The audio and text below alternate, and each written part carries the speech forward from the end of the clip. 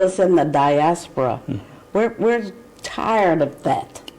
Truly tired of having our best minds and our leaders assassinated. Okay. So we're getting to the point where we say no more. We're not going to allow the West, whether it's the United States or whether it's France or whomever, Great Britain, we're not going to sit by and let you keep on century after century destroy our leadership. Okay. And we feel that very dearly.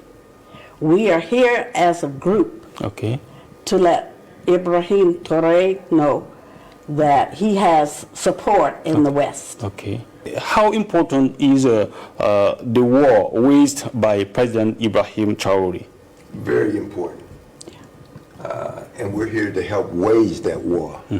We may not be picking up the weapon, but we will help with the psychological war that gets our people in the right state of mind to where it's that we raise that war. Right now, our people are confused for the most part. And we're waking up out of that confusion that says that there is a life, there is an existence better than this one we have. And President Ibrahim Traoré is the beacon of that light, and we're saying that we're going to get in that light, and we're going to help to shine that light. And if you touch one of us, you done touched all of us. Okay. It's a Pan-Africanist philosophy, one for all for one. You are asking President Ibrahim Traoré and the President of the Commission of the AES Yes. to speak to African American in the U.S. on July the 4th. Yes. Could you tell us why?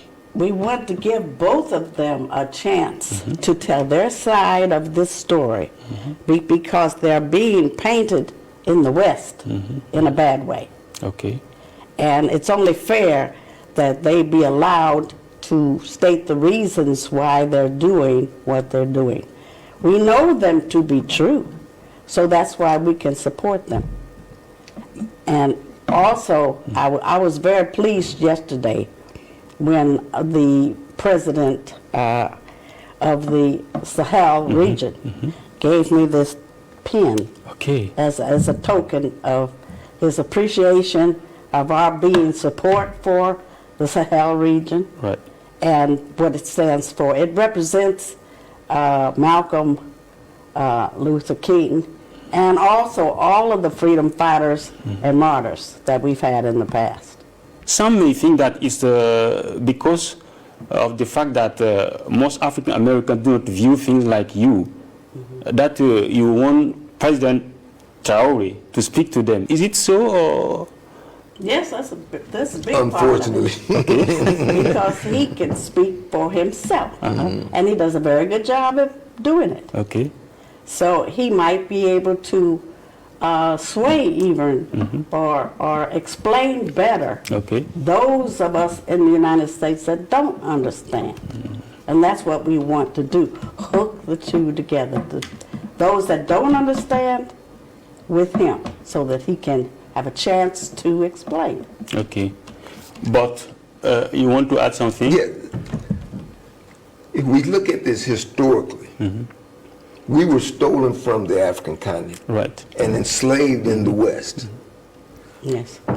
When they took us from the African continent, they came into the African continent and colonized the continent. Both of those were psychological wars that took us out of us understanding who we are and acting like we should act.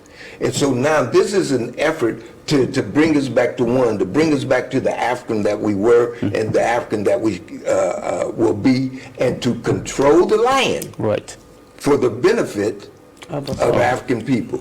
Burkina Faso is fighting the battle for sovereignty alongside the two other AES member countries.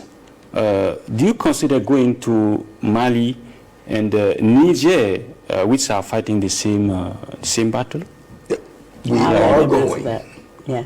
Not on this trip, but we are going. We're setting up that trip Now, then we spoke with the president of the Commission of Sahel States, and we're going to coordinate that through that office to where it's that we can come together, because we support the blurring of the lines, the elimination of the lines that's happening between Niger, Mali, and Burkina Faso. And we want that eliminations of the lines to go across the African continent to where it's that we become one continent, the United States of Africa, not a bunch of little countries trying to be a full country. Right. Now we're one people. We need to have one country. We need to have one army, and we need to be one people. And so we're here to make that happen.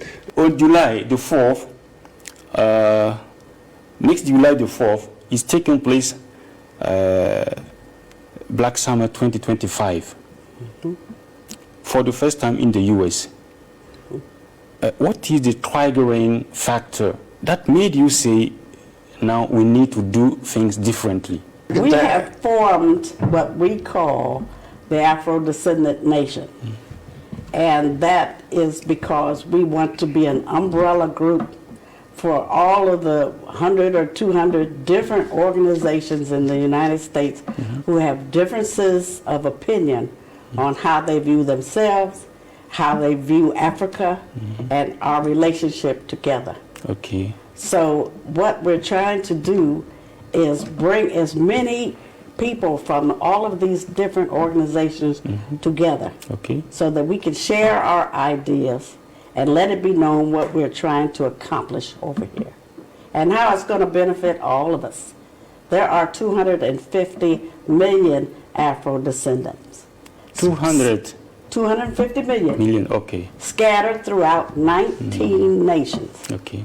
What are your appeal to whom it may concern? We don't care where you're born. You can be born in America. You can be born in France. Then our target is to bring all Africans into that mindset to where it's no matter where we exist, we are one. If Madam have something to say before we definitely end this program.